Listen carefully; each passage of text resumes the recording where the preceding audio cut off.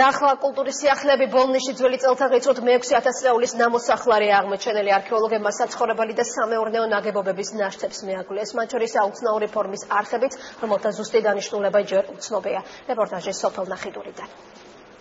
საცხოვრებელი და სამეურნეო ნაგებობები, ქვის, რქის და ძვლის იარაღები.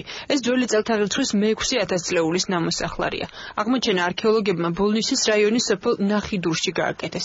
სპეციალისტების თქმით, ნამოსახლარის ნაშთების განლაგება იმის დასტურია, რომ ამ ადგილას მიწათმოქმედება, მესაქონლეობა და ხელოსნობა საკმაოდ განვითარებული იყო. ასეთი ტიპის ნაგებობები შემდებოდა, ეს არის შედარებით მცირე ზომის და არის მასადამე სამეურნეო ხასიათის და აი უფრო დიდი ზომის ნაგებობები უკვე საცხოვრებელი ნაგებობებია.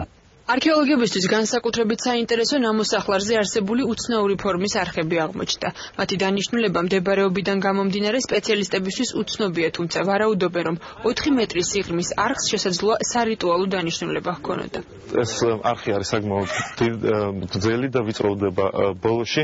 ძალიან საინტერესო არის ის, რომ მაგ ადგილიდან არის დაახლოებით 60 რქის იარაღია ნაპოვნი. ნამოსახლარის შესწავლა გასული საუკუნის 70-იან წლებში დაიწყო. კავკასიასა და მახლობელ აღმოსავლეთში აღმოჩენილმა კულტურებმა მათზე ინტერესის ზრდა გამოიწვია და სამუშაოები აღნიშნულ ტერიტორიაზე რამდენიმე წლის წინ ისევ განახლდა.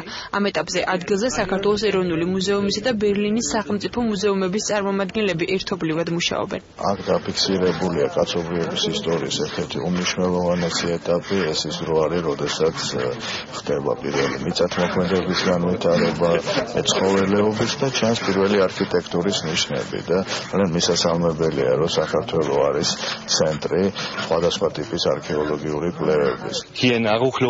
შევისწავლეთ ყველაზე ადრე პერიოდის მიწათმოქმედების კულტურა. მუშაობის შედეგად ამ პერიოდისთვის დამახასიათებელი ბევრი ახალი დეტალი აღმოჩნდა, რაც ჩვენთვის უცნობი იყო ამ დრომდე. არქეოლოგები სამუშაოებს შემოდგომის ბოლოს დაასრულებენ. მათი მიზანი კავკასიაში ნეოლითური კულტურის ქრონოლოგიის დაზუსტებაა.